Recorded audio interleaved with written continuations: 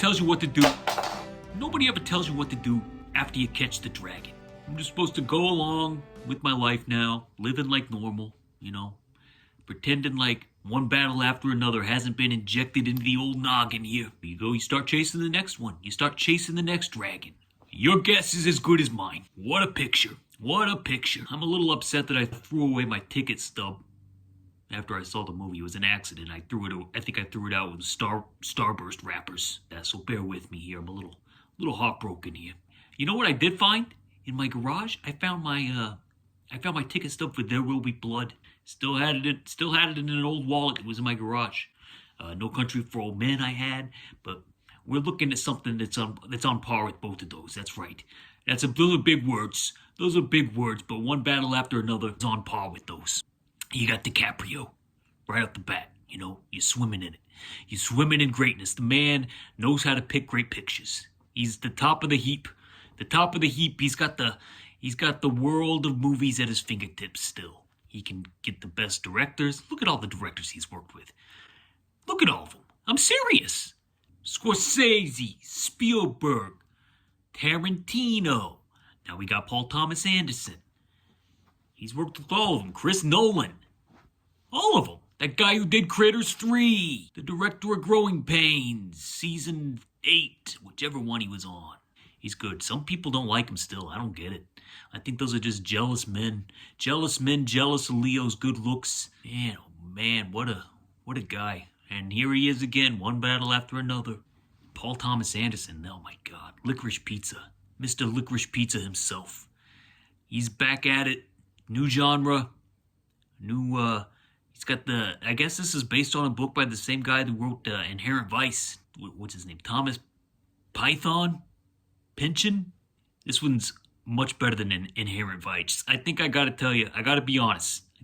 Inherent Vice, I've seen it twice. Hey, that rhymes. It rhymes.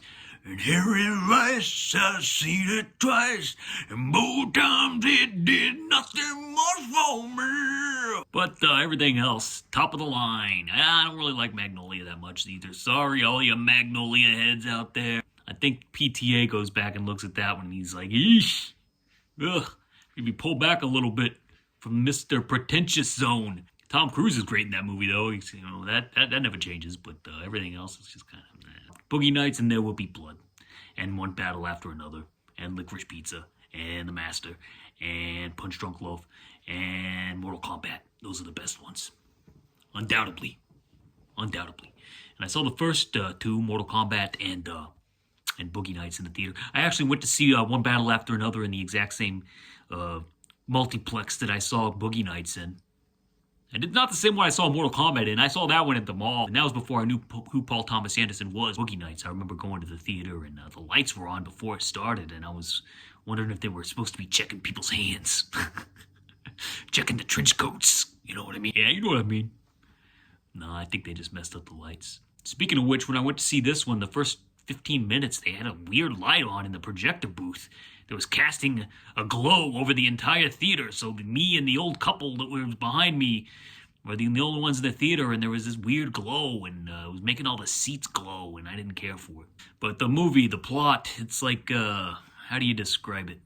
It's like one battle after another. You got the revolutionaries led by DiCaprio and, oh God, I gotta look up her name. Hold on one second. Wikipedia. Battle. Ah, yes. Tiana Taylor.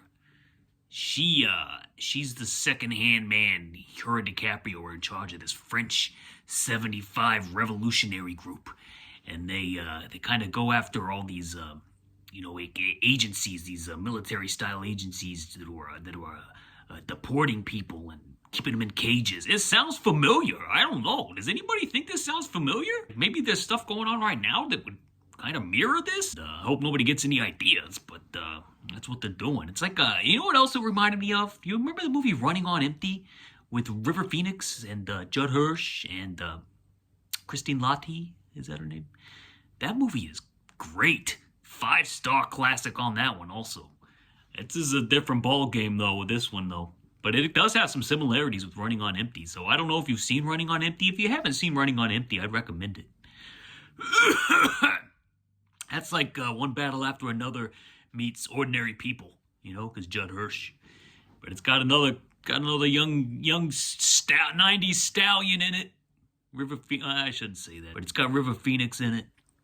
And yeah, Running on Empty. 5 thumbs up. Check it out. Get you right here in the heart. But this one, it's co-star Sean Penn playing let's see what it says on Wikipedia. Uptight, stilted military officer and chief nemesis of the French 75. That sounds about right. This guy is a fascist. He has some proclivities. He's got some obsessions, and let's just say something ain't right with his wiring. And there's a group in this movie. I'm not going to get much further in the plot because I think it's good to just let it flow over you. You know what I mean? You know what I say. When you go to see a movie, watch them like dreams and let them flow over you. That's how I like to watch them. But, excuse me. He tries to get in this group, the Christmas Adventurers, I think they're called, led by Tony Goldwyn of Ghost fame. You remember that movie, Ghost? He is so good in that. He's like, has somebody been messing with the computers? Remember that part when the computers are messed, when he can't get on, he can't get logged into the account so that he can get the money? He's like, has somebody been messing with the computers? And then another time he's like, do you have any Pepto-Bismol or anything?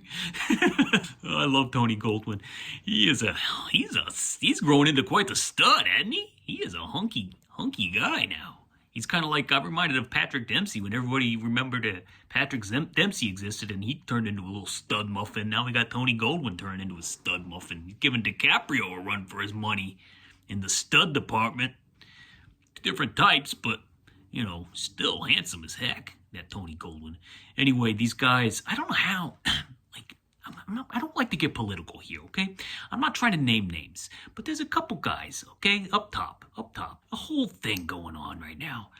I don't know how they watch stuff like this with the Christmas Adventurers and the South Park with the FCC guy falling down steps and getting kitty litter thrown on him and, quite frankly, crapping his pants and flying out the window.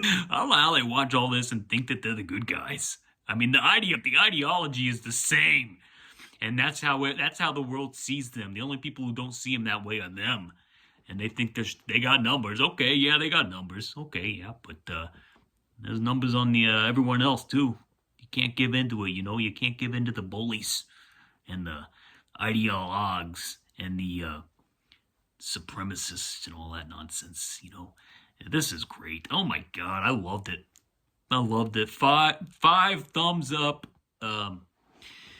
I don't know what else to say about it plot-wise, so I'll just say, excuse me, I'm not very organized. I can't take notes in the theater, so these theater ones are a little more all over the map, so I apologize for that, really. I hope you bear with me here. Sean Penn is, he hasn't been this good. Well, let's not say that. He's always great. Sean Penn is always great. We can't deny it. You say what you want. Is he annoying in real life? Maybe, but he's got strong values. He's not on the Christmas Adventurer side in real life. I know that much. So more power to him there. But he did that thing with Madonna one time, which was a bit dicey. She denies it. He denies it. I don't know. Let's move on with our lives. He is fantastic. Or I'd see an Oscar in his future. I don't know. This young man, leathery face. Every cigarette in that vocal cord. He is a face that you want to photograph. And my God, he's got physicality like that. Stilted, as it says on his Wikipedia page here. Stilted. And he wears tight small shirts. That comes into play. But Sean Penn, best supporting actor, coming right up. Benicio del Toro might be my new favorite, my new spirit animal. We got Sam Elliott in the movie Lifeguard, and now I'm going to put Benicio del Toro in One Battle After Another because no matter what is happening around this dude, he is so calm, or chill, as the kids like to say. He just nothing bothers him, nothing rattles him the whole time. He's just so calm. I love it. You got one scene where he's just kind of putting his boots on and being all calm, and you got DiCaprio crawling around like he's in an army, an army obstacle course. It's just Chase Infinity. She's awesome. Very good. And yeah, just a great cast from top to bottom. Cinematography. This doesn't really like the thing with PTA is like, excuse me. Once he did There Will Be Blood, like all of his movies look so beautiful, like so professionally, high budgetedly photographed. And I think this is definitely his highest budget to date. Although half that's probably DiCaprio's salary. The guy's a master. And I hear in the IMAX it's even better. The only scene I can really think of in the IMAX that really made me kind of regret not seeing it in an IMAX format, which I could still do if I wanted to, but I don't know if I will. But because I'm afraid if I go see a movie in IMAX, I'm never gonna enjoy a movie on a small screen again, and I'm afraid it's just gonna take away movies for me. Just gonna ruin it for me. Is that true? Let me know in the comments. Yeah, there's the scene with the roads, the roads. That's all I'll say. Don't want to give anything away. Five thumbs up. Go see it. Everybody's raving about it. I think it's got like 100%, 90 some fresh tomatoes, and every letterbox is 5 stars. I think I saw one guy give it 4.5, and then everybody started beating him up. That's why you got to see it now before everybody starts crapping on it, because that's what people love to do. You know what they love to do? They like to put something on a pedestal, and then it gets too big for its britches, and then they're like, oh, I never liked that, blah, blah, blah, strokes. Hello? Can you hear me? Can you hear me okay? Speaking of Sean Penn, I also watched the AKA Charlie Sheen on Netflix, and Sean Penn talks in that. He plays the same character, I think, in that documentary as he does in this movie, because very shaky and tight shirt, smoking cigarettes, and very muscly. He's got those veins that you can drive a truck through. What causes all that? AKA Charlie Sheen. I think that dude's hiding something. That's all I'm going to say about that documentary. It's a well put together, good footage, but I don't trust him. I think Corey Feldman, as weird as he is, I don't think he'd lie about what he said. I really don't. So that's another bag of worms we ain't gonna get into. I got even one more movie I want to mention that I watched this week. Called I watched it on Friday. My To Be Friday, as I like to call it. Munchie. I watched Munchie, and I don't know. I got a little footage here that I'm gonna send us out on. Jeremy's spoken. Godspeed, peace, and love. And here's a little clip from Munchie.